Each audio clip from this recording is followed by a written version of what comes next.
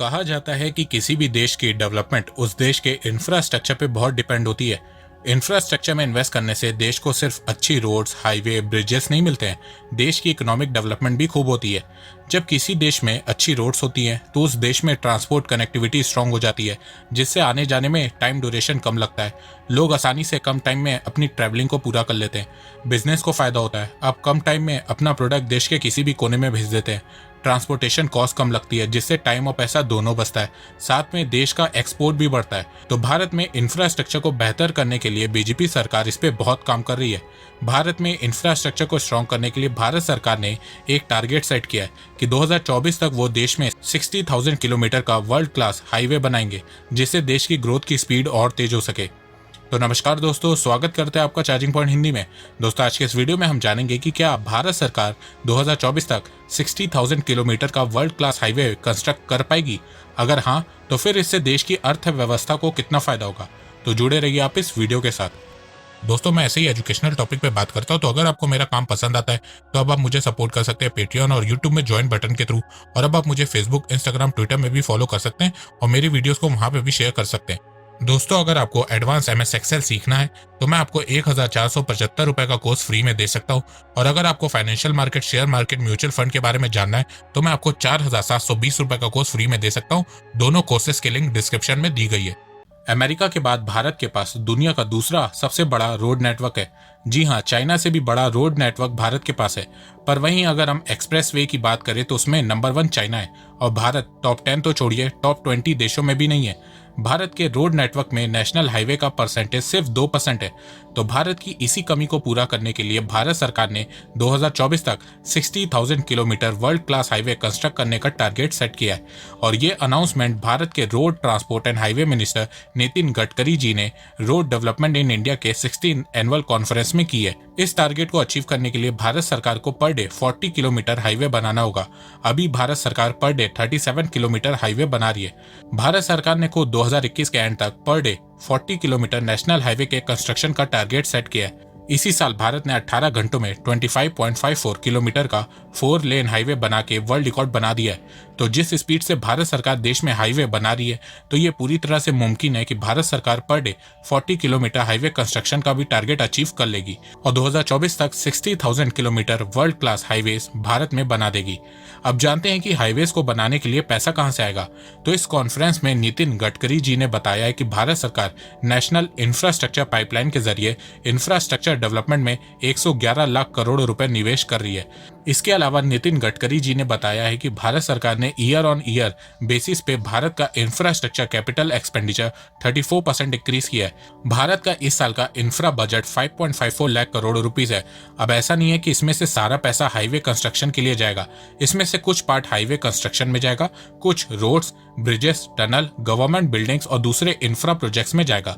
अच्छा, अब आप में से बहुत से लोग सोच रहे होंगे कि ये नेशनल इंफ्रास्ट्रक्चर पाइपलाइन क्या है। तो मैं आपको बताता हूँ। साल 2019 के खत्म होने से पहले भारत की फाइनेंस मिनिस्टर निर्मला सीतारमण जी ने एक प्रेस कॉन्फ्रेंस की थी और उसमें उन्होंने एक घोषणा की थी कि अगले 5 साल में भारत सरकार इंफ्रास्ट्रक्चर पे 1.4 ट्रिलियन डॉलर्स, लगभग 111 लाख करोड़ रुपए खर्च करने वाली है। इंफ्रास्ट्रक्चर में इन्वेस्टमेंट की बात सबसे पहले हमारे प्रधानमंत्री नरेंद्र मोदी जी ने 2019 के इंडिपेंडेंस डे पे कही थी। मोदी जी की इस घोषणा के बाद फाइनेंस मिनिस्ट्री के द्वारा सितंबर 2019 में एक टास्क फोर्स का गठन किया गया ताकि इस प्लान को अचीव किया जा सके। इस टास्क फोर्स में नीति आयोग के CEO अमिताभ कांत जी भी मेंबर थे। टास्क फोर्स ने 4 महीनों तक इस प्लान पे काम किया और एक प्रॉपर ब्लूप्रिंट तैयार किया और इस ब्लूप्रिंट को लेकर निर्मला सीतारमण जी ने दिसंबर 2019 में एक कॉन्फ्रेंस की। ब्लूप्रिंट में बताया गया कि अगले 5 साल में भारत सरकार डिफरेंट सेक्टर्स में कितना पैसा खर्च करेगी। इस ब्लूप्रिंट में यह भी बताया गया कि इस प्लान में सेंट्रल गवर्नमेंट का कंट्रीब्यूशन 39% होगा, स्टेट गवर्नमेंट का कंट्रीब्यूशन 39% होगा और प्राइवेट कंपनीज का कंट्रीब्यूशन 22% होगा। पहली बार किसी गवर्नमेंट प्लान में प्राइवेट की इतनी बड़ी भूमिका दिख रही है। इसके अलावा इस प्लान में एक मॉनिटरिंग मैकेनिज्म भी होगा जो चेक करेगा कि काम सही से हो रहा है या नहीं और जो गोल्स सेट किए गए हैं वो अचीव हो रहे हैं या नहीं। ये सब देखने के बाद अब आप सोच रहे होंगे कि भारत सरकार इंफ्रास्ट्रक्चर पे इतना इन्वेस्ट क्यों कर रही है। तो ये बात मैं आपको एक एग्जांपल के थ्रू समझाता हूँ। बहुत से लोग आज तक ये समझ नहीं पा रहे हैं कि चाइना भारत से आगे कैसे निकल गया, क्योंकि 1980 तक दोनों देशों की अर्थव्यवस्था लगभग एक बराबर थी। फिर उसके बाद चाइना ने ऐसा क्या किया जिससे वो बीते 40 सालों में भारत से आगे निकल गया? तो इसका सिंपल सा जवाब है इंफ्रास्ट्रक्चर। चाइना ने बीते 40 सालों में इंफ्रास्ट्रक्चर में खूब इन्वेस्ट किया, जिसके चलते आज वो इकोनॉमिक सुपर पावर और एक मैन्युफैक्चरिंग सुपर पावर देश बन गया है। आप इस फिगर में देख सकते हैं कि 1992 से 2011 तक चाइना ने ऑन एन एवरेज हर साल अपनी जीडीपी का 8.5% इंफ्रास्ट्रक्चर में इन्वेस्ट किया है। वहीं भारत ने सिर्फ 4.7% इंफ्रास्ट्रक्चर पे इन्वेस्ट किया है। इंफ्रास्ट्रक्चर में इन्वेस्ट करने से चाइना में ट्रांसपोर्ट कनेक्टिविटी स्ट्रांग हो गई, उससे चाइना में नए बिजनेस खुलने लगे और धीरे धीरे चाइना मैन्युफैक्चरिंग जायंट बन गया।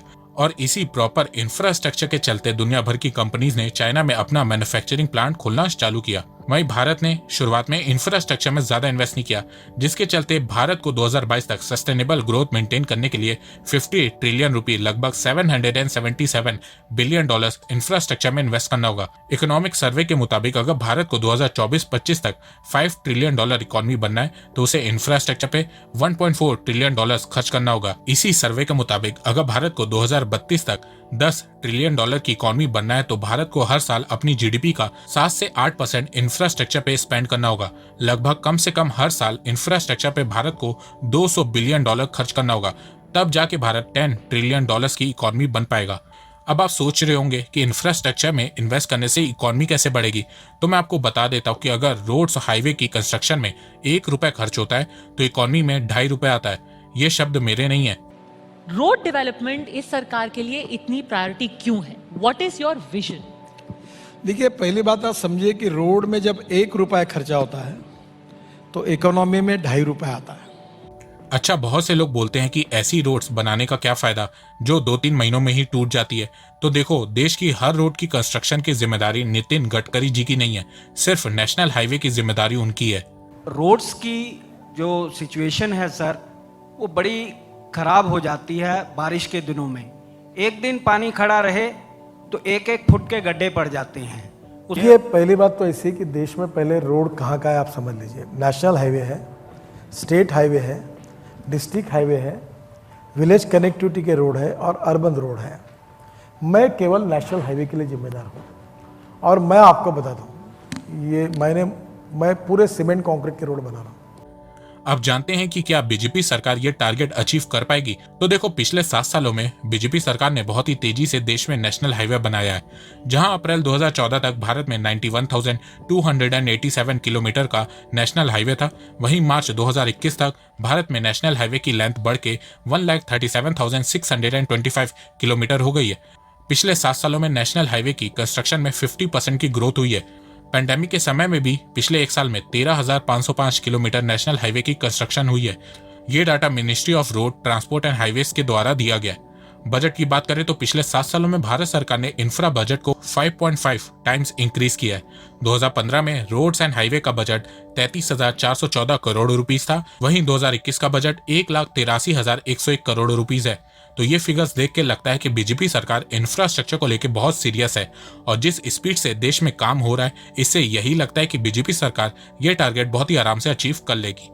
आइए अब जानते हैं कि भारत की अर्थव्यवस्था को इससे क्या फायदा पहुंचेगा। इंफ्रास्ट्रक्चर में इन्वेस्ट करने से देश में बहुत सी एम्प्लॉयमेंट जनरेट होती है, लोगों को नौकरियां मिलती है, स्मॉल और मीडियम बिजनेस को भी फायदा पहुंचता है।